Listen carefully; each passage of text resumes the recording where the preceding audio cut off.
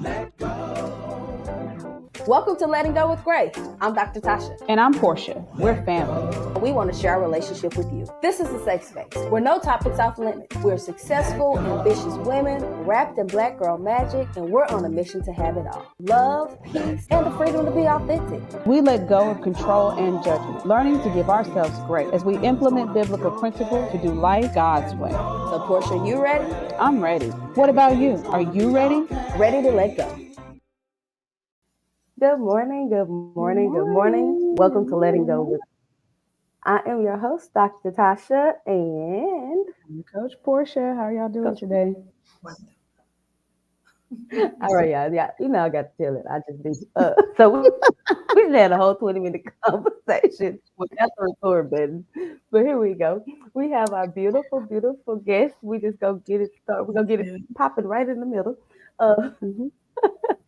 We have Miss Earth-Shameenah Holman with us today, the author of Unearthed, Uncovering and Rediscovering.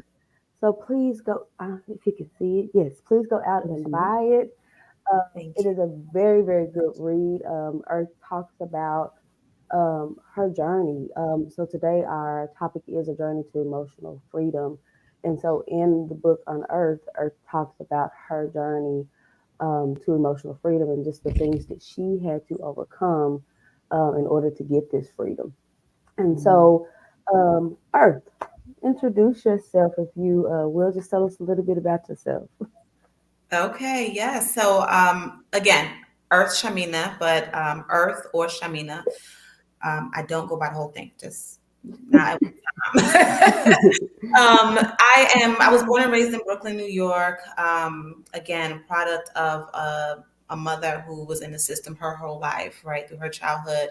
And then when she brought me into the world, she was also in the system and seeking the system. And then myself, I am a product of, or I experienced childhood trauma at the age of 10. We'll talk about some of that in the book too. Childhood trauma, strained mother-daughter relationships. I was a teen mom twice. Anxiety, depression. So all of the things that a lot of women go through. However, I have emerged successfully, right? So now I am a nurse practitioner. I have a master's degree in nursing. I have 4 beautiful children, 2 adult sons, 2 teen daughters. I have 1 grandson now. Mm-hmm. And I'm also a coach to young women and just helping them overcome negative belief systems. So things are going really well now. Oh, good. Awesome. Yes. Yeah. So welcome to the Letting Go tribe. Mm-hmm. Again, all right, y'all know I can't help myself. So we're gonna say again a lot of times, y'all. It's okay. Yeah, again, right? Because we've been talking before this. We've been talking before this, so we just letting y'all in on our conversation. That's what we're doing today. Yes. So let's do this. We're worthy at the Letting Go tribe. So if you can just define Unearthed for us, what does that mean to you? Okay, Unearthed. Pun intended, right? My name is Earth. So realizing also that in my healing journey, I had to uncover, unpack, unearth. So right, dig deep into the roots of who I was, who my family is or was, who they said that I was, who other people said I was, but then just digging deep into myself and unearthing things, unearthing my strength, unearthing my weaknesses, facing those things. And then uncovering that. So I'm uncovering it for myself, but also uncovering it for other people. So that way they can realize that, you know, it doesn't stop there. And then rediscovering who I am. Uncovering things. I was talking about this on another show that did I like things because of who I was around, my children, my ex-husband, you know, did I like it because of that or because someone told me, or did I really like it? So I was uncovering every little intricate detail about myself and then rediscovering who Earth really is. Right. And so you talked about the unearthing and the digging up and going on this journey. And so I'm trying to decide where I want to start because I want to talk about your book. There were some themes in your book. When I talk about things, like I like to look at different patterns and how things were developed, and why things needed to be unearthed. right? And so, if you can talk about, without getting us too much detail, because I got to get the book and read it. Yes. Just tell us a little bit about, I guess, just each chapter of your life. I know you talked about childhood trauma, and then kind of you wrapped it up with leaving the marriage and getting the divorce. So can you kind of tell us about the beginning and the in between? Yeah. So, childhood trauma at the age of 10. There was molestation, I'll just say that, from my own father. And I get deeper into that I forgot what chapter it is, but in the book, we talk more about that. Um, and realizing that at that age, or even throughout your whole life, that father figure, that's supposed to be the man who shows you that he loves you first, right? And then already even realizing at a young age that my mother wasn't present. So she was present physically, but not emotionally. And I didn't realize where that had come from at the time. Mm. However, through my whole life, I've always been an excellent student, right? I've always excelled in school, always been straight A's or S's. Back in the day, we had S's, neat. Mm-hmm. We had Yep. Yep. You aging so, us. You aging us. yeah. So I prided myself in that. I prided myself in the fact that I was always really good in school, and even going through my teen years and becoming a mom, I was always a straight A student. So um, overcoming the childhood trauma and the teen pregnancy and the mother-daughter relationship, that strained relationship, that didn't happen in those years. I thought I learned my lessons, but I hadn't really faced myself, Mhm. right? I would say until adulthood, maybe even 30, 35 years old. Um, However, in that process, I would constantly go seeking, the next accomplishment, Mhm. right? That kind of covered up and made up for what I had been going through at the time. Of course, I wanted to be successful, right? I Yeah. leaned on that. I wanted to be successful, but it kind of numbed. Now I look at it and it numbed the pain for what I had been facing. Mm-hmm. Mm-hmm. Yeah, definitely. I can definitely I relate think. to. Oh, I'm sorry. Thought you were saying something, Tasha. Go No, I ahead. could definitely relate to the leaning in on the intellect and not even recognizing that it was a numbing thing. And so you talked about just now how you now know that it was numbing. It took. When did you recognize? Okay, this intellect thing, this success, this driver is really just a cover up for my emotional state. Um, So I still face that every day because it doesn't quite go away, right? You Mm-hmm. live like that for so long, and again, you try to figure out where the line is between I'm going to be successful. This is who I am. That I reach for these things, and the fact that it was numbing. But the first time that I realized it was when I graduated my associate's degree, and I believe I opened up the book with that. I had always heard, because I was the one, I went to a young mother's school. I'll say that. I went to a school that was for teen moms, pregnant girls and girls that already had babies. Mhm. And most of them did not go on to college. Right. Even my closest friends, they didn't go on to college or achieve degree. However, I did. And I just kept on, kept on. And then I even worked job after job. I had 2, 3 jobs at a time sometimes and going to school. And I would always hear, girl, like how do you do that? You have now I had 3 and 4 children. Like, how do you do that? I can't do it. You do that. You go to school. How's it happening? And I remember waking up on graduation day with my associate's degree.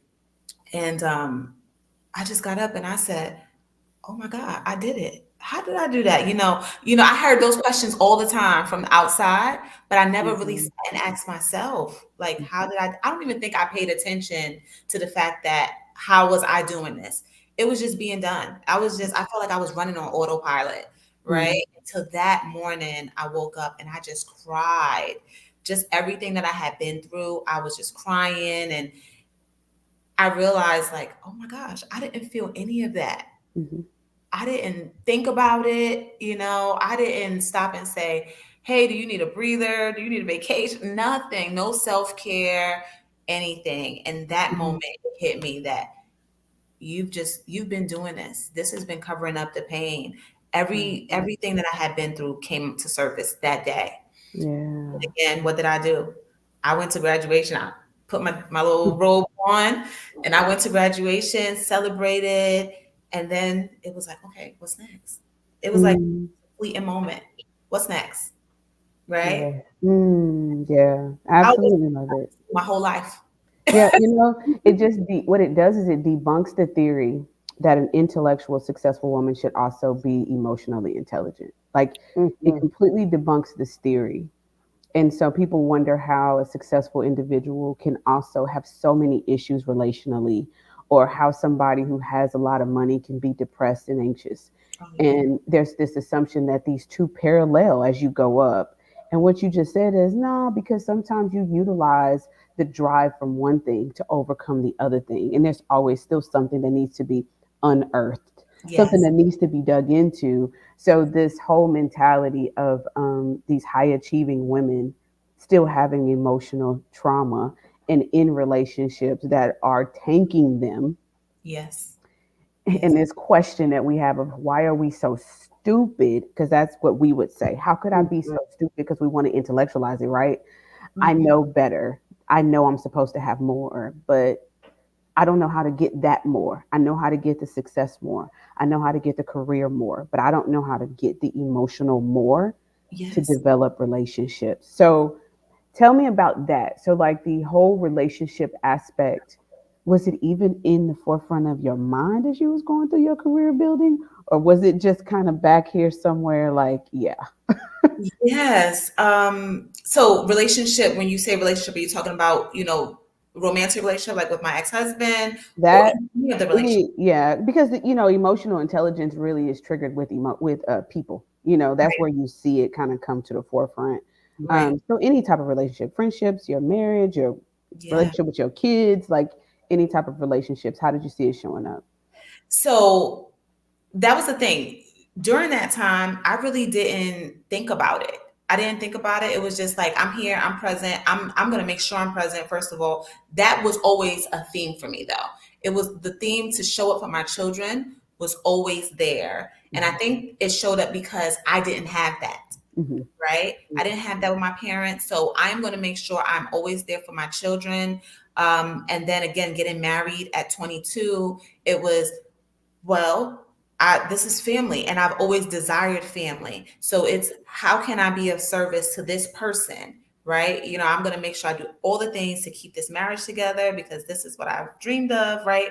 My whole 22 years, my whole life, my whole 22 years, I dreamed of family. But yeah, so I think I just had that just sitting back there, like I'm gonna do this. But again, going on autopilot and just achieving thing after thing. I didn't realize how I was showing up though, right? So I was present for my children, but was I a strong mom? Was I just mom that was there? Of course I was loving. My children always say, you always showed us love, but was I showing up as a strong woman?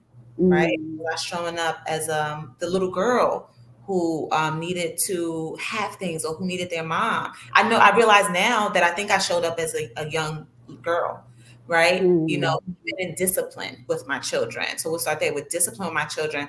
I struggle with that a little bit. Of course, I discipline them, but I would struggle with it when it came to giving them things because it was like, okay, I didn't have those things. And I don't even know if I thought of it all the time, but it was like, oh, I'm going to provide. I'm going to give it, right? Or, my daughters, I would always let them have a say. And, when we were coming up, it was, if I say it, that's what it is. No talking back, right? So you try this gentle parenting approach, but I don't think it was gentle parenting when they were born, but it was just like I want her to be able to speak, right? I mhm. want to listen to what she has to say. Trying to create a divide between talking back and being able to be heard, Right. right? Mhm. So it showed up that way with my children. It showed up with me overcompensating for them, making sure I was always there, even when I felt strained, right? I needed to go to school, I need to work. I would look at my calendar like, okay, maybe I shouldn't work this day because I would never calculate the days that I would spend with my children, right? So maybe I shouldn't work, even though I need to Mhm. provide, right? I'm not going out with friends because that would take away from the hours that I need to spend with them, and the hours I need to spend in study, Mm-hmm. right? In relationship, I realized that again, I didn't know who I was. So I just showed up as probably this weak girl, right? That was just like, whatever you say is going to happen, that's what's going to happen, right? Of course, I stood up for myself a little bit, but not in the sense of knowing who I was. Mm-hmm. Um, Showing up in the world, oh, I don't even think I took up space. I think I took up space in the sense that I looked successful. I looked like I was achieving all these things to people who are close to me. You know, people say, "Oh, you're so good. You're doing all the things. You're doing all of this now." You know, and it was like, "Oh, great. Like, am I popular? Am I making impact here?" Right? Impact wasn't a word then, but am I making impact? Right? Um, so I don't think I mean, I really think that's how my past really influenced how I showed up. It was just, I didn't think of it when I was going through school uh, until later, right? When I was graduating with my master's, it was like, what are you doing? What are you doing here? Right? Who's experiencing you? I think we talked about this before. Who's experiencing me and how? How am I coming to them with it? Yeah, and I think that that's probably the beginning of the journey for most of us is when we are entering either in these relationships or coming out of these relationships. And so for us intellects, which most of the letting go tribe is, we are the doers, the achievers, the overachievers, overperformers. Yes. We find ourselves always looking for the next, like what is next. I think even for me, after I finished up my PhD, it kind of just settled on me, and I woke up and I'm like, oh my God, like there is no next. Um, who am I? Right? Who What? am I without the next? And so, even reading your book, I kind of sense that as you move through each um, situation in your life, there was always this next, right? Oh, Even how you wrote the book. I don't know if it was intentional doing that, but I could see right where you were always looking for the next. Like, okay, I'm a mother now. I need to go to school. The next. Um, Now dealing with going from school to getting married. The next. What is this next? And so we just this journey that we go on. I think that um, like I was like going in the relationships or coming out of them, and we can have intimate relationships, work relationships, whatever type of relationships. But I think what happens is it gives us pause to begin to wonder and decide like who we are. yes. Um, and I don't know about y'all, but for me, what happens for me is there's always this I don't know what to call it, but it's almost like I wake up and it's like, okay, something like there's something new on the horizons. I don't know what it is. It's scary because I know I'm gonna have to let go of some things. Yeah. Like I'm gonna have to lose some things in order to get to this next. Um, and so I'm just wondering, and I know we were talking about just shifting into the relationships, how leaving out of your marriage begin that journey of unearthing and I might have to lose some things to get to whatever this next is. Yes. So that that was scary times because again, I was saying I realized that I had to do like deeper work. And that was the divorce was 5 years ago. 2 to 3 years before that, I started tapping more into myself, who's God, right? I've been in church my whole life. I've known him based on who other people told me he was, right? My grandmother and going to church with her and, what this pastor said, but I never really sat and read the Bible for myself. I never, I sought therapy, but I never stayed in therapy. So, you go through trials and, your relationship and then you're like, oh, we want therapy. So you go to therapy and everything is good. So then you come out of therapy. Then I would go for myself and then I would say, oh, all right, I'm good now. So then I would come out. But that time I decided I was going to go. right? And really start to, I didn't want to talk about the relationship. When I went to therapy and realized I didn't want to talk about the relationship, I wanted to talk about me. I wanted to find out what was going on inside of me that I was even tolerating Yes. any of that, right? Whew. So I went to therapy and she had already known me from the past and she was like, "Oh, so what about that?" I said, "Look, this is what we're gonna do. I don't want to I want to talk about me. I want to figure out what's happened, what's going Mhm. on here."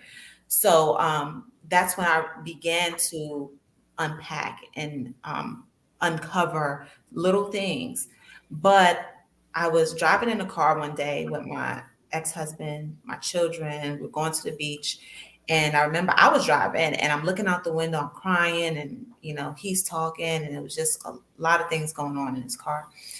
And I'm trying not to let my children see me cry, but I heard God speak to me for the first time. For the first time that I actually was sensitive to hear and listen to him. I heard him say, "I got you." Mm. So clearly, so loud. It was to the point where I thought that my ex-husband said, "I got you," but it didn't make sense. It was like, why would you say "I got you" if we going through all this? Like that, it makes no sense. And I asked him, he's like, "I didn't say anything to you." And I was like, oh my goodness, that was God. It was just loud, like this bass. And it was like the weight had been lifted off of me. We got to the beach. When I say I was journaling, I started writing a year. It was a year before I actually left. And I said, "God, if that's you, I need you to show me, prepare me, tell me what to do, strengthen me." I felt so weak, like I could not leave that situation, right? Mhm. So then I just started, I was like, I'm going to church every Sunday. I'm not missing. And not just to be there, but to just learn, right? To get that strength. God started putting people around me, church members, women that were like mother figures, right? My grandmother Mm. was a mother figure in my life, but she was in New York. I was in Pennsylvania at the time. But just women around me to just pour into me, to pray over me, to teach me how to pray. That was always a prayer for me. God, teach me how to pray. What Mm. am I supposed to be saying? Or what am I supposed to do? Right. I prayed, but I just felt that it wasn't effective. Things are not happening for me, and it's Mm. realizing now that it doesn't mean that they weren't effective. It just meant that he, like you said, Dr. Tasha, he needed to pull some things away. It wasn't meant for me at the time. Right. So going through that and realizing that I needed to face myself. He needed to take some things from me. That was hard times. That was hurtful, right? I didn't want to lose my marriage. I still was fighting for the marriage, even when Mhm. I needed to leave. I was fighting. I left and was still hoping that he would figure it out and come back, and praying, God, like, this is my marriage. You don't want us to be divorced. And it's not saying that he wanted that. It was just, this was not what I wanted for you, Mhm. that marriage. God didn't say that that was for me. Um, but he needed to separate me, right?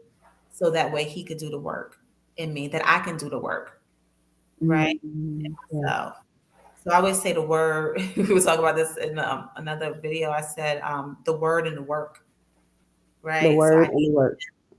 I needed him and I needed to also do the work, but I couldn't do the work there. I needed to do it Yeah. by myself. That That is is such a hard concept, and something that I struggled with as well as I was exiting my marriage was the idea that marriage was the constitution of God, and why would God sign off on a divorce? And I sat in shame there because I was like, I know I'm hearing God, I know what I hear him saying, and I know what I need to be doing, but it Hmm. just don't seem like this is what he would want.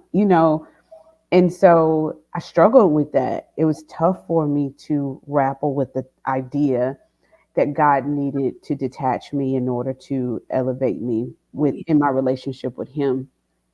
And it's really tough for Christian women to even consider the fact that the detachment is necessary at times, and not to say that we're not constituting that divorce is necessary or should even be the first thing. Because as you just heard Earth say, and I say all the time, I would have stayed if it was what I really wanted to do was stay within the confines of my marriage, because I knew coming out of it would unearth a whole nother realm that we would have to break down and fix, and so, which I'm in the process of going through right now. But Wow. I just want, like, if you can, Earth, explain your experience with recognizing that the divorce was necessary, and then what that process was, processing the grief behind that while continuing to develop emotionally.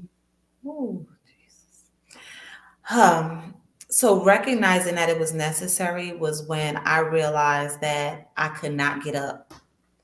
So, we think about being beat down physically. I Mhm. felt so worn down emotionally. Now, I was in my master's program at that time too, but I had been through every other program before that, and I was able to just still just go, go, go. But this time, the master's program didn't hide anything for me, right? I use everything else to cover, but I didn't realize at the time I was covering. That master's program did nothing to cover what I was feeling that time. And I was like, I couldn't hide behind it. I could not get up emotionally. Every day it was a struggle. And I would question even who I was. Like, just who are you? Why are you letting this person talk to you like this? Right? Mhm. Why is it a struggle for you to get up in the morning? I had faced anxiety for years prior to that, even in that relationship. And it was to the point now, it was like, you can't even get up. My children, I realized the way I spoke to them was just different, you know, and the way they would behave, I said, oh, they're feeding off of what I'm doing here, or, how I am. Why am I lashing out when they ask me a question? Mm-hmm. Mhm. I have nothing against them. They didn't do anything right. It was just how I was showing up. Um, so I realized then, even just trying to fix it and ask the questions like, hey, let's go back to therapy, or hey, what do you want to do here? And it was just never, it was just always a wall, always hitting a wall. And realizing that, okay, you deserve more than this, right? And not even more at the time, it was, you don't deserve this, right? You've Mm-hmm. done everything, you always hear the story, people say, well, don't you may not have been perfect. I probably wasn't perfect, but I know I'm doing the things. Mm-hmm. Mm-hmm. And you never want to blame yourself. So when you're doing all the things and you realize that it's just affecting you to the point where you can't even be, Yeah. that was my breaking point. That was the breaking point for me. And even that breaking point came with doubt, because like I said, I was still Mm-hmm. trying to fight for it. Mm-hmm. I still wanted it to work. It was the hope. Mm-hmm. Yeah. I Mm-hmm. had been in this relationship for a long time. Right. Yeah. I feel like I kind of want to pause on, and maybe when this airs, somebody needs this part of it. Because I'm hearing you say, like, because we are doers and we are intellectual, and we will overanalyze and we'll justify and we'll rationalize, we'll sprinkle some Jesus glitter on it, and we'll use that Bible to justify what's happening and what we're experiencing. And so I think something I just want to slow down, and what I heard you say is hearing people say, well, you probably weren't perfect in the marriage either. Right. Mm, Mm-hmm. And I think for a lot of overachievers, I'll speak for myself. I know in my marriage, a lot of times, um, I'm always busy doing something. Mm-hmm. Right? And so sometimes you can find yourself justifying other people's reaction to you doing, yes, yes, and yes. it causes you to miss, or you will intellectualize, or you will romanticize the other Absolutely. person's behavior because you're trying to cope, not realizing. And that's how we got to letting go with grace, because not realizing that it was in the doing, in the okay, what's the next job, what's the next thing, what's the next business, um, that I was using that to cope Mm-hmm. with what I wasn't getting emotionally. Oh yeah, yeah. And Absolutely. so Mm-hmm. I just want to take a moment to kind of speak to women, because when we talk about a journey to emotional freedom, it's just that. It is Mhm. a journey, right? Reading your book, right? You talk about your journey. This wasn't you know, the first 22 years of your life. There was an impact, one thing impacted the other.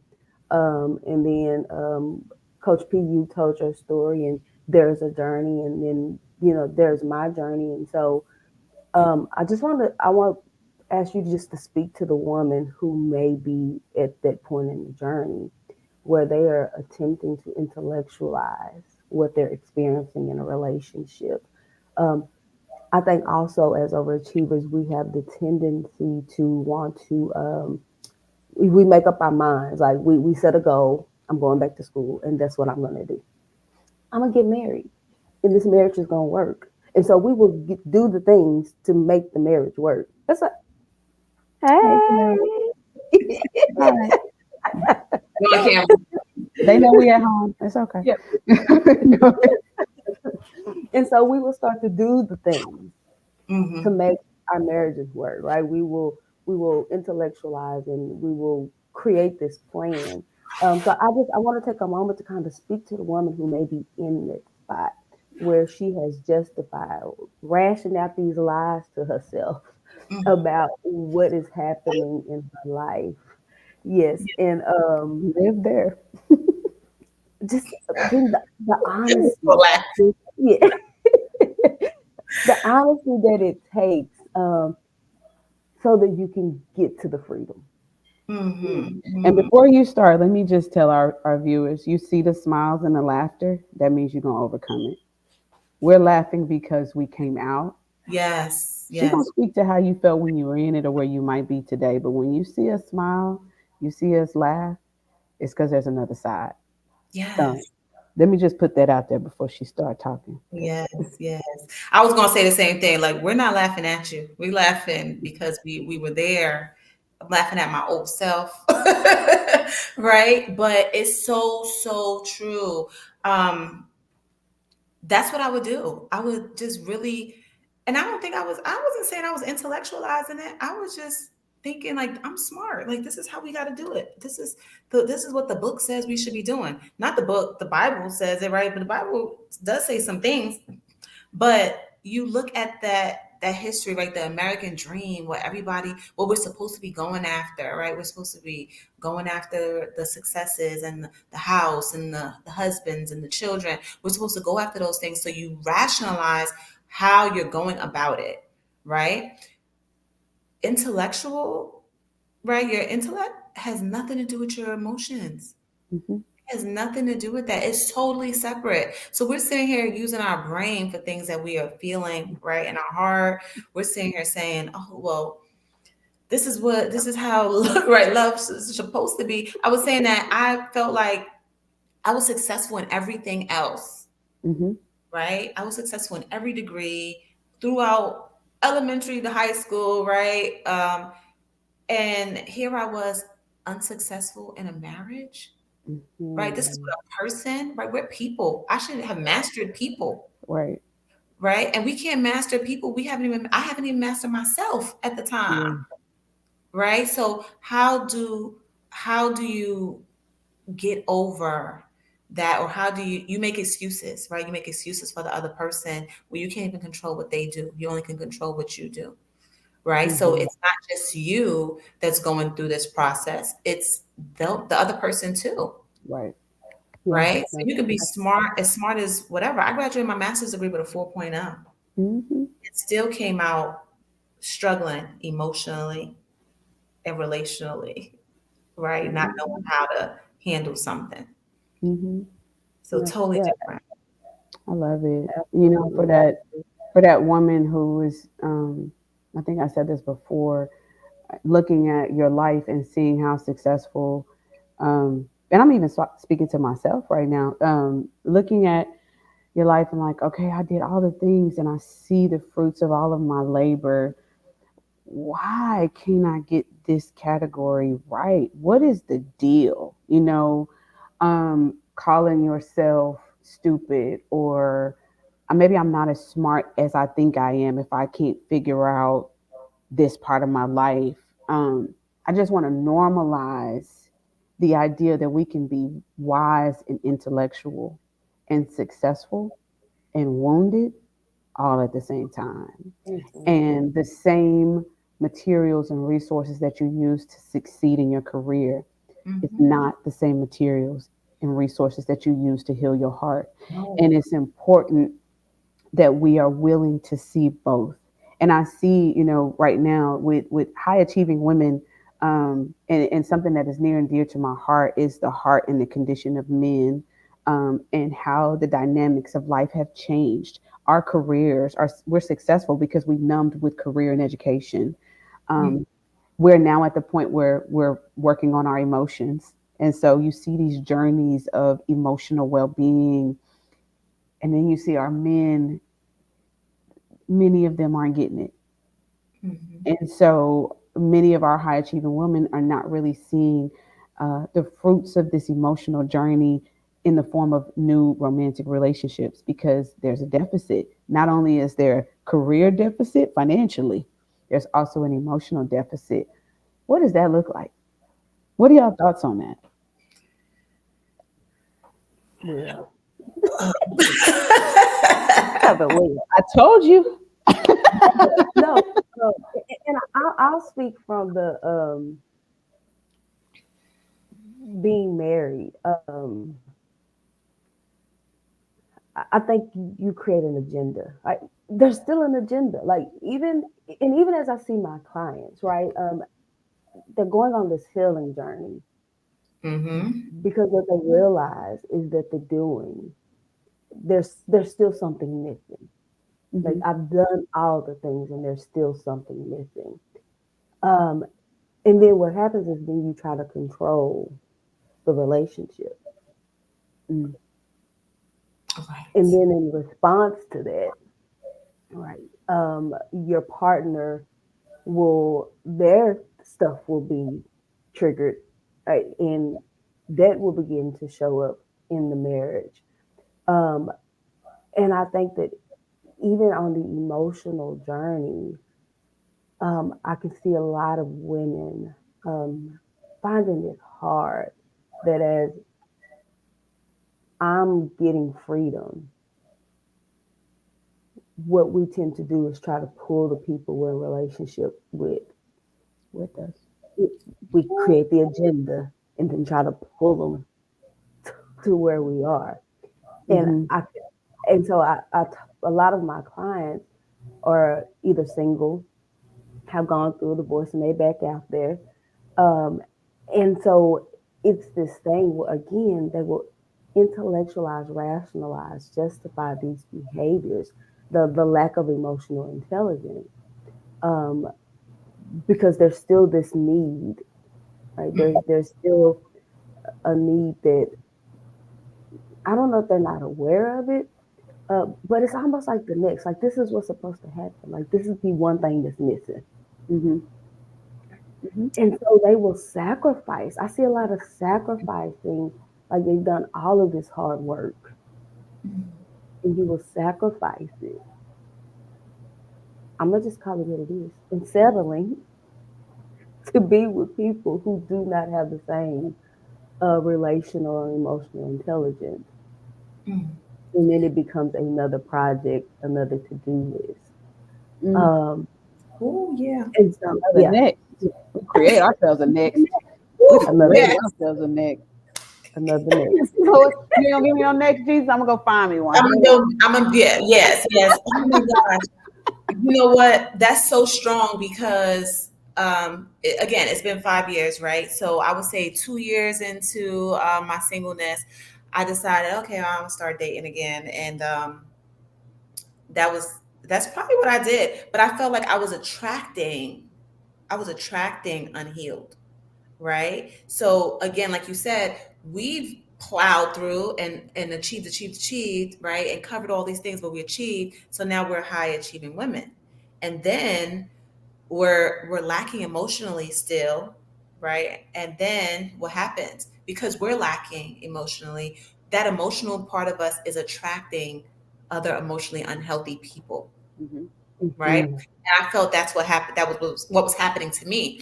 I would attract emotionally unhealthy people, and then there's a codependency there, Mhm. right? It's like, Ooh, oh, they know what I've been through, or I know what they've been through, so we're gonna just do this together because we know not to do it to each other, right? Because Mhm. it's gonna hurt regardless, right?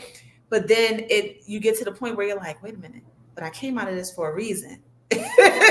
So I don't want to. I'm not doing that again. And it took a while for me. Like I was dating this one person, and it was like, okay, a couple months went by, and I'm like, oh, here, I'm gonna buy this book for you, right? I'm working on him, fix him. And then it was like, okay, all right, I'm not going back. I promised myself I'm not going back. And it doesn't mean that they were doing anything to me, but I realized that my emotional health was being chopped at, right? So if I'm not going back, what do I need to do? Mhm. Right? We can't depend on each other in that way. I need you to go get healthy. I need to continue on this journey that I promised myself, right? I Right. promised myself this journey. And then that was also hard because it was like, oh, here I am again, another heartbreak. It's like, it was another heartbreak. That wasn't hard compared to everything else I've been through, Right. right? And then you realize, I remember even this person told me, well, I thought you were going to fight for me. And I was like, listen, I know now that I'm a prize. Okay. I know now. So, again, like you said, it's a project. It was like, oh God, I'm supposed to help people, right? I need to win souls for Christ. mm, Yes, you are. You are, but not in that way, right? Right. yeah, yeah. Not in that way. So Mm. yes, very hard. Realize I was attracting people that were unhealed. Still kind of do. I still was up until about a year ago. I was like, okay, this is not it. So now you have to reset those standards. Like, where's your standard? What are you doing here? Oh, Right? Are the people doing the work too, just like you're doing the work? So now you have questions. You have things that they have to pass before they even get into right your vicinity here. So. I love it. I love the whole creating the next and feeling like you need to give back.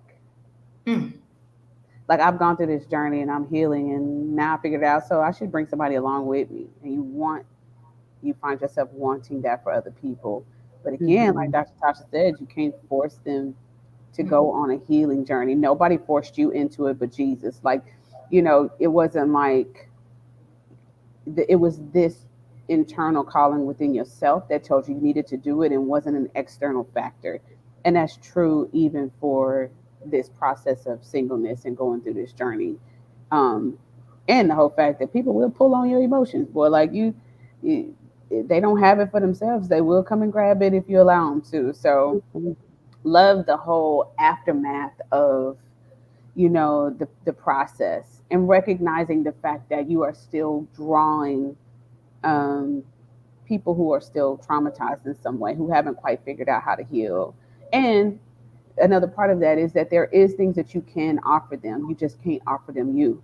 Like you Yeah, can offer them your resources, you can offer them that, but you cannot compromise your emotional state. And that's once your emotional state is being compromised, you have to make a decision at that point. And that's what I hear you saying, or like when I realized that I was being compromised emotionally, I had to step away from that. yes. No hurt, no judgment. It is what it is. I still got books you can read, but you're pulling on my emotions and you're causing me to be somebody that I promised myself I would never be again. Right. And just knowing that that is a boundary for you is Yes. very important. So, Yes. love that. Absolutely love that. That's Thank amazing. you. Yes. Yes. yeah. I also was thinking about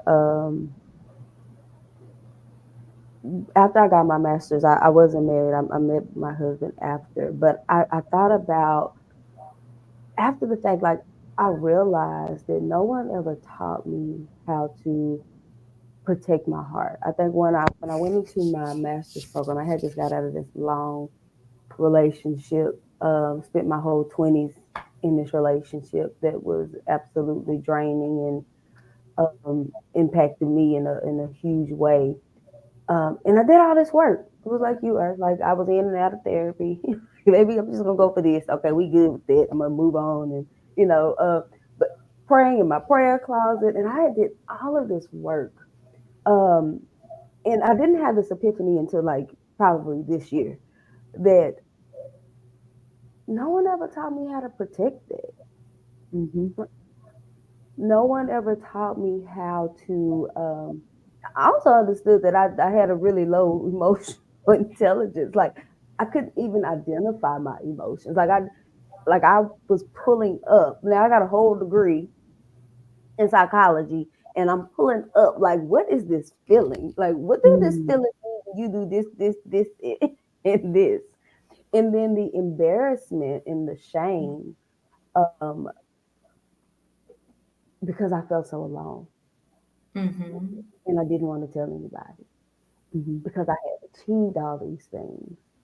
Um, and what would people think if they knew I was struggling in this? And Yeah. because I didn't have the community, or I won't even say I didn't have the community, I probably isolated myself some. And then when I did have the community, I didn't utilize the community because of the shame and judgment of what I believe people thought of me or what people thought I should be. Um, and I think that that also, so that the shame and the guilt, no one ever teaching me how to guard my heart, and um, it's like, man, you fought hard for that. Like you did a whole bunch of work in that time. Why are you just giving it away? And it was because of the next, right? It was like, well, no, the next thing I'm supposed to be doing is this is what's supposed to be happening, and I'm Right. gonna create it. Mm-hmm. And so, can y'all just speak to women who may be right, at that fork in the road, whether they are in a marriage or whether they are needing to get out of the marriage, right? And as I'm talking, like I see this vision where it's kind of like you got to count up the cost. Mm-hmm. What is it going to cost you um, to get to the next, to get to the freedom? What do you have to unearth? Mm-hmm. What are some things that you could tips that you could give someone listening to this who may be at that point in their life? Mm-hmm. I'm going to piggyback off of what you said about no one ever taught you how to guard your heart. And that there was an analogy in my mind when I was writing Unearthed, because it was just one thing that I heard during my healing process was that your heart is like a garden, Mm-hmm. right? So there's flowers, there's weeds, there's other things, right? So there's things that we've been through. The flowers are beautiful things that we've been through, that we experience, all the love, everything. And then there's weeds, there's everything else, the hurt, the pain, betrayal that we're gonna remember. So do we allow weeds to stay in our garden? No, we go back there and we start to pull those out. We start to unearth those weeds, right? So it's when you're going for your next and you're going into this next relationship, it's about the weeds and the flowers, right? Are you going to let the weeds fester, right? So things are going to happen to you, but it's are you going to let it grow? Are you going to let it sit there and grow?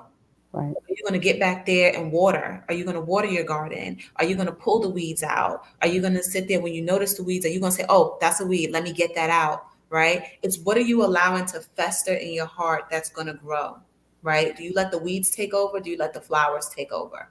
Right? Mm-hmm. That ability to protect your heart. That's our responsibility, Mm-hmm. right? And even no one else's. The person that we think was supposed to teach us, right? So I think like my mother, she should have told me this. My grandmother, she was close. She should have told me this. They have no control over it. That's our own responsibility to do. That's stuff we're gonna learn as we get Mm-hmm. older. But we have to learn how to, not let the weeds take root. Mm-hmm. Mm-hmm. There, be vulnerable enough to allow them to get there, but be wise enough to recognize them when they appear and start to unearth them yourself. I love it. And Yeah, some wisdom. I'll add in addition to that, practically. You thinking about the garden and the weeds. What I'll say to our community from a practical perspective, if you are in a relationship with anybody and you start to notice that you are compromising your emotional well being for whatever reason, that is when you need to start paying attention because your heart will tell you what's going on. Your body will tell you. Oh, yes. And when it starts to talk to you, you have to pay attention. And listen, everybody's tolerance levels are different. I know many women who were in the same relationships that I was in, and they learned this concept of detaching with love, and they were able to remain in their relationships and still detach in a way where they could still love their loved one without them impacting them emotionally. It took work to get there, but it can be done. So I'm not saying that if you get emotional you need to go. What I'm saying is you need to decide for yourself, is this something that I can handle? Because just like the Bible tells us, flowing from your heart are the issues of life. Yes. And if your heart is being compromised, your emotions, where you can't move anymore, you can't breathe. I can remember having moments where it didn't even feel like I could take a deep breath. Everything was so shallow. I didn't feel like I could breathe. I was exhausted emotionally. When you get to those places, it's time for you to start asking questions about what's going on around you. Guarding your heart says that that's what you're willing to do for yourself. You cannot give people something you don't have. Yes. So you got to be willing to do that type of work. And even on this journey, this aftermath of divorce and dating, the same rules apply. Because you are aware, you know when your emotions are being compromised. Don't nobody got to tell you, you've been in this journey long enough. You know what those emotions mean. And when you start compromising you for the sake of another person, that's when you need to start stopping and paying attention. And maybe that means there's a Mm-hmm. boundary that needs to be placed there. Nothing Yes. wrong with giving people resources and helping them. But there is something wrong with you compromising you and all the work you put in for the sake of another person. So that's what Yeah. I leave with our sisters as we trying to navigate life, beyond the journey of emotional healing. So, Yes, Yeah. absolutely. Yeah. And I'm gonna challenge everybody with some radical honesty. I think that as God has been just orchestrating things in my life, um, I keep using this word because it's true, right? My ability to make sense. It's almost like I say, like it's like the gift. I'm like, you gave me the gifts. Like you gave me the gift to be able to understand why people are doing the things that they doing, and because I understand the things, and I'm saying, oh, well, this is happening because of this, and oh, I can tie this to the childhood, and then I understand this, and I'll justify it.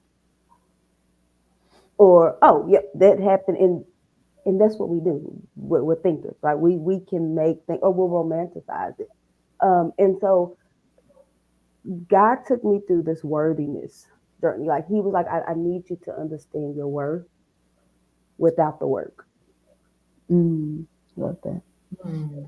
But it took some radical honesty for me to say, you know what? Maybe I don't really know that I'm worthy. Mm-hmm. Mm. I got the things. I see the degrees, but there's some evidence in the way that I'm showing up. You talked about like the body keeps the score. The looking at the evidence in my relationships. I'm looking at the evidence in the way that I feel. Um, and I there was a point where I had to just be honest with myself and say, you know what? I really don't know. Like if you took all these things away, I don't know who I am. Mm-hmm. And so I just want to challenge everybody to that radical honesty because I think that helps you move to the next phase of the journey. Mm-hmm. The Yeah. radical honesty helps you be able to say, um, I'm building bears again. Like I be telling my clients, will you stop building bears? Stop finding these men and doing build a bear project. Stop, Right. please. Right? Right. Um, I'm in a relationship where I'm lying. You know, you talk about the rationing these lies to myself about who this person is. Mm. Uh, and I think that what God showed me is He's like, if you could just be honest, like If you can just give me your honesty, you can let go, just let it go, surrender it, then I'll work it out.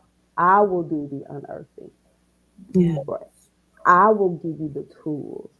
I will begin to uncover things because as doers, we will be honest and then we'll start digging. And God is like, Mm-hmm. I'll do the digging. Like I Mhm. will. I'm creating these things. I'm getting you to the next part. And I think it just starts with the radical honesty. And sometimes um, we just be lying to ourselves. We will not tell ourselves the truth. And so Women I just, women got it bad. Boy, we would tell ourselves a lie in a minute. It's, how So you where you come up with that so, story? yes. And the then window we when it can't, come to that. yes, Yeah. yes. And I think that that also keeps us out of healthy community. Because I think that that's also just having someone that you allow to hold you accountable. Mm-hmm. Mm, But if you lie to yourself, they can't hold you accountable. mm-mm. Right? And then you Right. mad because you hate because I got a man, you ain't got no man, or whatever we be telling ourselves, right? We rationing them lies again. Uh, because I think that on this journey we need each other. We need the community. Mhm. Um, and so just the I'm just thinking about the day to day and how lonely it can be and the shame that comes with it. Um, and how we won't be honest with ourselves. And so as we wrap up, um, just some last words on the journey and what, as you've been on your journey, what has been most helpful for you to get to the place where you are, where you've been able to uncover and then rediscover the earth that you are today? Okay. Um, Most helpful for me has been just affirming myself, right? So affirming myself, but not affirming myself in what the world has to say. What does God say about me, right?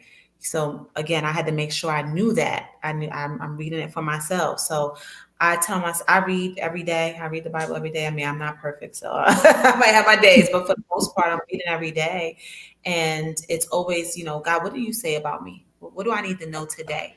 Right, to strengthen myself to go out this door, and then just constantly talking to myself, letting me myself know that I'm worth it, right?